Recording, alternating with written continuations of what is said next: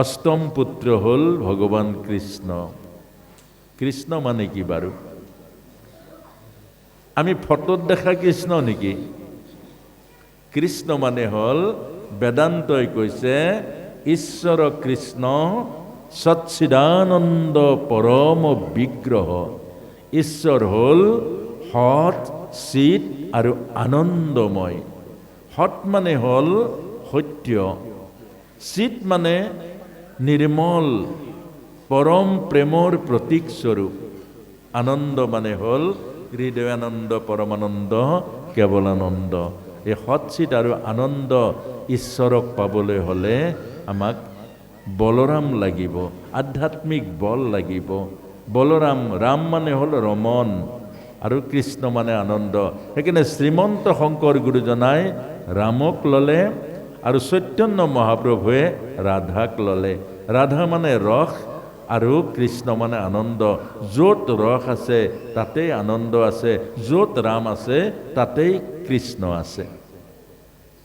এতিয়া সেই কৃষ্ণক মাৰিবৰ কাৰণে কংসই সদায় অহৰহ যত্ন কৰে। কংস মানে মন, বিকৃত কামনা বাসনাযুক্ত মন। এতিয়া আমাৰ মনটোৱে চাধা, চিগাৰেট, গুটখা, শিখৰ এইবিলাক মনে খায় নে দেহে খায় বাৰু? এই যে আমি এই পয়জনবোৰ খাওঁ, আমাৰ আধ্যাত্মিক চেতনা মাৰিবৰ কাৰণে, আধ্যাত্মিক চেতনাই হ'ল কৃষ্ণ। ফুল কনচিয়াছে হ'ল কৃষ্ণ, আনকনচিয়াছে হ'ল জড়জগতৰ বস্তু। এতিয়া আমি যে এই শিখৰ, আমি যে গুটখা, আমি যে চাধা আৰু বাকীবোৰৰ নাম ল'ব নাপায়, এইবোৰ যে খাওঁ, এইবোৰ কাৰ কাৰণে খাওঁ? মনৰ কাৰণে খাওঁ। মনৰ মাজত এই স্বভাৱবোৰ কোনোবা বন্ধুৱে ভৰাই দিয়ে। দৰাচলতে সেইজন বন্ধু নাছিলে, শত্ৰু আছিলে। আমি সংসাৰী মানুহে শত্ৰু কোন, মিত্ৰ কোন চিনি নাপাওঁ। কেলে সংসাৰখন হ'ল মায়াৰ সংসাৰ। কোনোবাই যদি শিখৰ খুৱায়, এইজন বন্ধু আমাৰ কাৰণে। কোনোবাই যদি গুটখা খুৱায়, এইজন আমাৰ কাৰণে প্ৰিয়জন। আৰু কোনোবাই যদি কিবা কিবি খুৱায়, সেইটো নাম ল'ব নাই, সেইজন অতি হৃদয়ৰ পবিত্ৰ মিত্ৰ। কিন্তু দৰাচলতে হয় জানো?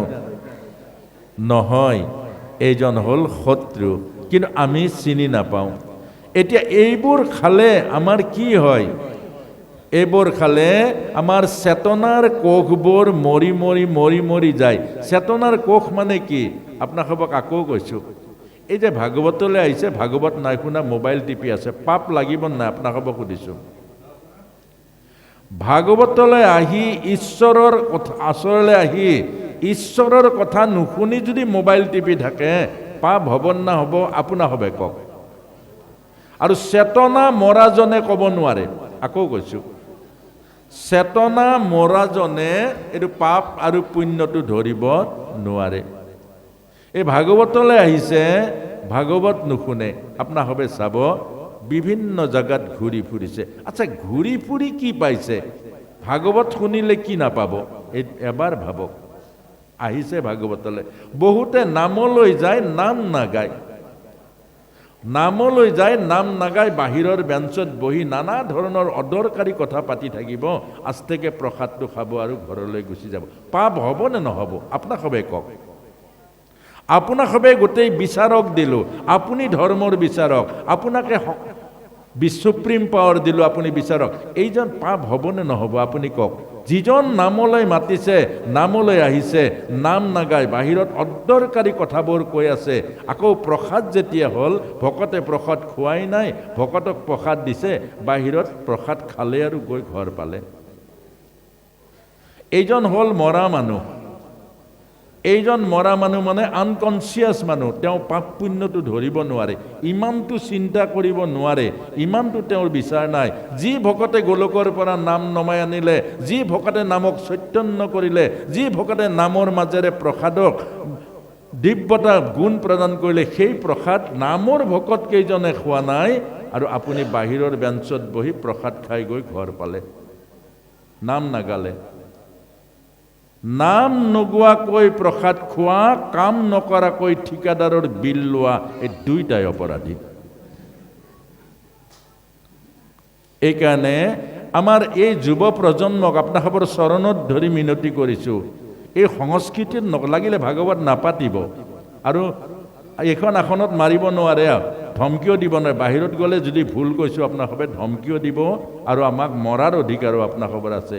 কিন্তু আজিৰ যুৱ প্ৰজন্মৰ এই সৰু সৰু ল'ৰাখিনিক ইয়াত আমি গোটেই ৰাস্তাটোত দেখিছোঁ, চব মোবাইল টিপি চব কিবা কৰি গেম খেলি আছে। আচ্ছা, আমাৰ এই সমাজখনৰ এটা আধ্যাত্মিক অনুষ্ঠান পাতি তেওঁলোকক নামঘৰত আনিব যদি নানেই, যদি তেওঁলোকক নামঘৰলৈ নানে, তেওঁলোকক যে আধ্যাত্মিকতাটো বুজাই নিদিয়ে, তেওঁলোকৰ সেই নামঘৰৰ আধ্যাত্মিকতা, ভাগৱতৰ আধ্যাত্মিকতা, ভাগৱতৰ জীৱনৰ কল্যাণকাৰিকতা যদি আপোনালোকে বুজাই নিদিয়ে, তেতিয়াহ'লে এওঁলোকে এদিন আমাৰ ভৱিষ্যত গুৰি ধৰিব। কিন্তু কেনেকুৱা গুৰি ধৰিব? সেইকাৰণে মই আশা ৰাখিম অহা কালিলৈ আপোনালোকে, আমিতো ৰাতিপুৱা যাম, অহা কালিলৈ বেয়া পোৱা ভাল পোৱাৰ কথাটো নধৰিব। যুৱ চামটো ইয়াত আনিব, বহিব, সৌখন ইমান ফিল্ড জাগা আছে, তাত অকণমান বহি, আজি মাৰোৱাৰী ল'ৰাসকল, বেংগলী, মই মাৰোৱাৰী সমাজত ভাগৱত প্ৰবচন কৰোঁ, বেংগলী সমাজত, বিহাৰী সমাজত ভাগৱত প্ৰবচন কৰোঁ, এটা টু শব্দ নাই, য'ত বহিবলৈ দিছে ত'ত বহি থাকিব। সেইকাৰণে গোটেই দিনটো তেওঁলোকে দোকান কৰিছে, কোনো টেনশ্যন নাই, কোনো ভাগৰ নাই, গোটেই জীৱন যুদ্ধত তেওঁলোকে ছাকচেছ হৈছে। ক'ৰ পৰা আহিছে? ৰাজস্থানৰ পৰা। ক'ৰ পৰা আহিছে? আমাৰ পশ্চিমবংগৰ পৰা। আজি আহি তেওঁলোকে বজাৰ দখল কৰিলে, আমাৰ সমাজৰ সকলো দখল কৰিলে, আৰু আমি ইয়াৰ থকা আমি বৰ আমাৰ নিজৰ মাটি বেটি আস্তে আস্তে বেছি আমি বৰ ভাই ককাইৰ মাজত কাজিয়া লাগি। অৰ্থাৎ আপোনাসৱক এই কথাটো অত্যন্ত শ্ৰদ্ধাৰে কৈছোঁ যে যুৱ চামটোক শিকাব লাগিব, তেওঁলোকক ডিচিপ্লিন শিকাব লাগিব। আমি ভাগৱত তেওঁলোকৰ কাৰণে পাতিছোঁ, তেওঁলোকে আৰ্হি পাব লাগিব। এতিয়া আমি কি আৰ্হি দিছোঁ? যে তেওঁলোক ঘূৰি ফুৰা, চেলফি তোলা, আকৌ সময়ত আহি প্ৰসাদটো খোৱা, তাৰপাছত ঘৰলৈ যোৱা, এইটো আৰ্হি? এইটো জানো আৰ্হি হ'ল? গতিকে এটা ভগৱান কৃষ্ণৰ প্ৰথম কংসই বধ কৰিবলৈ কাক পঠিয়াইছে? পুতনাক। মনত ৰাখিব, পুতনা মানে বিষ, দেখিবলৈ কিন্তু অমৃত। এই পুতনাই হ'ল মানধপাত।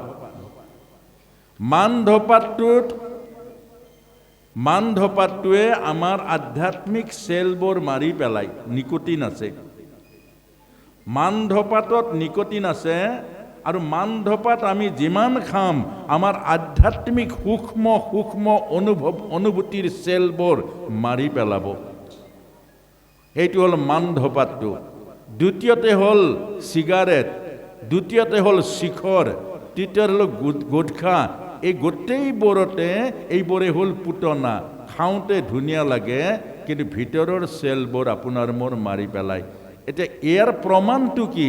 প্ৰমাণটো হ'ল আপোনালোকে চাব, এতিয়া ল'ৰা ছোৱালীবোৰ দেউতাক আৰু মাকৰ কথা নুশুনে। কিয় নুশুনে বাৰু? গৰু ছাগলী কথা শুনে, কুকুৰ মেকুৰীয়ে কথা শুনে, তেতিয়া নিজৰ ল'ৰা ছোৱালীবোৰে কেলে কথা নুশুনে? কাৰণটো কি? আজিৰ মানুহ সমাজখনে পাপৰ কথা নুশুনে। কিহৰ পাপ আছে? পাপ আৰু পুণ্য বুজি নাপায়। ধৰ্মৰ কথা ক'লে কয় ধৰ্মৰ কথা বুজি নাপায়। যে ধৰ্মই নাজানে, পাপ পুণ্যই নাজানে, পিতৃ মাতৃক চিনি নাপায়, তেতিয়াহ'লে আমাৰ মানৱ জীৱনৰ অৰ্থটো ক'ত থাকিলে?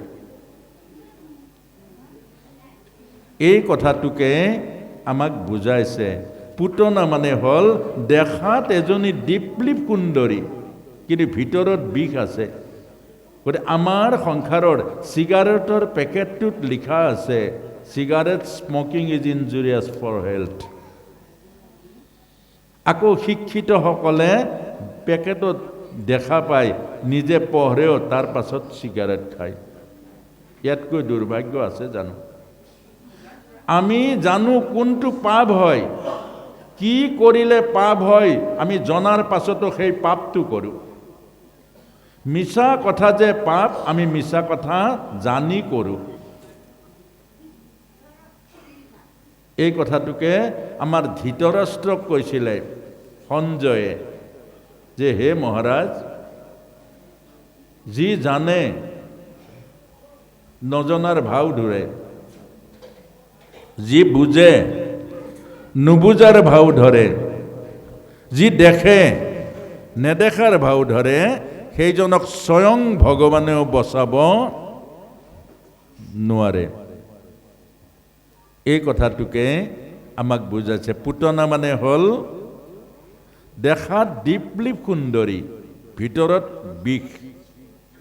এই সংসাৰৰ প্ৰতিটো মৰম স্নেহবোৰ তেনেকুৱা। সংসাৰৰ প্ৰতিটো মৰম স্নেহ দেখিবলৈ সুন্দৰ, ভিতৰত কিন্তু স্বাৰ্থযুক্ত। এইটোকে কৈছে পুতনা। বেছি মৰম লাগিলে জানিব আপোনাৰ অনিষ্ট হ'ব।